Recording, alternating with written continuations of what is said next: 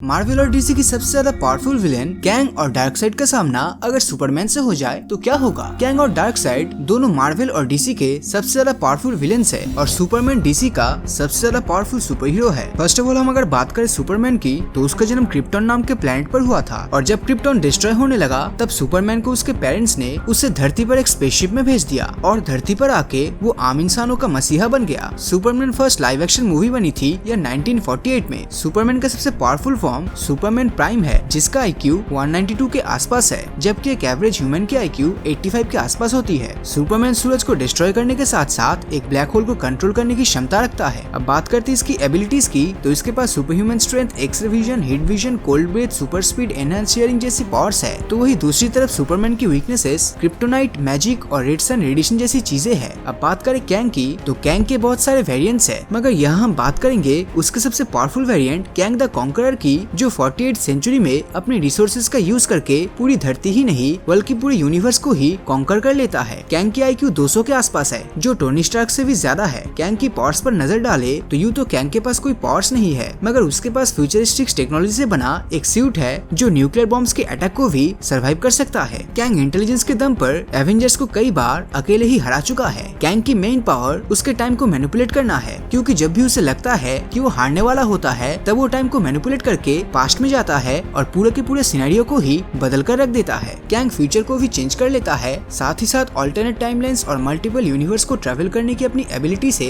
Kang ने 100 light years के अंदर आने वाली हजारों दुनिया और टाइमलाइंस को कॉन्कर किया है जिसके चलते ही उसका नाम कैंग द कॉन्करर पड़ा है। वही दूसरी तरफ डार्कसाइड डीसी का सबसे पावरफुल विलेंस में से एक है जिसने डीसी की ट्रिनिटी यानी कि बैटमैन, सुपरमैन और वंडर वुमन को मार दिया था और अपने सिर्फ एक अटैक से डूम्सडे को हरा दिया था। इनफाइनाइट फ्रंटियर डार्कसाइड इसका सबसे पावरफुल फॉर्म है जो मल्टीवर्स को डिस्ट्रॉय कर सकता है। डार्कसाइड ने एक बार ग्रीन लैंटर्न की रिंग को तोड़ दिया था जो कर पाना नेक्स्ट टू इम्पॉसिबल है और एक बार पूरी की पूरी जस्टिस लीग टीम को ही सिंगल हैंडेडली हरा दिया था। डार्कसाइड की first live action appearance Jack Snyder की जस्टिस लीग में हुआ था साल 2011 में। इसके पास super human strength, speed, stamina, invulnerability, immortality, telepathy, mind control और टेलीकिनेसिस जैसी पावर्स है। दूसरी तरफ डार्कसाइड का सिर्फ एक ही वीकनेस है जो कि रेडियो सब्सटेंसेस। तो अब बारी आती है इनके बीच के फाइट की तो कैंग और डार्कसाइड की फाइट सबसे टफेस्ट फाइट होगी। इस फाइट में एडवांटेज स्टार्टिंग से कैंग के पास होगा क्योंकि हम बात कर रहे हैं टाइम को मैनिपुलेट करने वाली एबिलिटीज की जिससे वो किसी को भी हरा सकता है। कैंग इतना पावरफुल है कि वो मल्टीवर्स को भी डिस्ट्रॉय कर सकता है। इनके बीच के फाइट में डार्कसाइड और सुपरमैन एक साथ कैंग को थोड़ी देर के लिए रोक सकता है लेकिन थोड़ी टाइम के बाद कैंग इनको डिफीट कर देगा। कैंग इस फाइट में कुछ समय के लिए अगर बाहर हो जाता है तब ये फाइट सिर्फ सुपरमैन और डार्कसाइड के बीच रह जाएगी। डार्कसाइड इस फाइट को जीतेगा क्योंकि डार्कसाइड सुपरमैन से फिजिकली और पावर लेवल के मामले में बहुत ही आगे है। Animated movie dark apocalypse war justice League में डार्कसाइड सुपरमैन को एक बार हरा भी चुका है। लेकिन अब बात करते हैं कैंग और सुपरमैन के फाइट की तो अगर सुपरमैन किसी तरह कैंग का सूट उसकी बॉडी से अलग कर देता है तब सुपरमैन सिर्फ अपने एक पंच से ही कैंग को हरा सकता है। आफ्टर ऑल कैंग के सूट के अंदर सिर्फ एक इंसान ही है। लेकिन अगर यही फाइट कैंग और डार्कसाइड के बीच में हो तो डार्कसाइड फिजिकल और पावर लेवल्स के मामले में सुपरमैन की तरह ही आगे है। जब बात आती है टाइम रिलेटेड पावर्स की तो कैंग के पास टाइम मैनिपुलेशन एबिलिटी है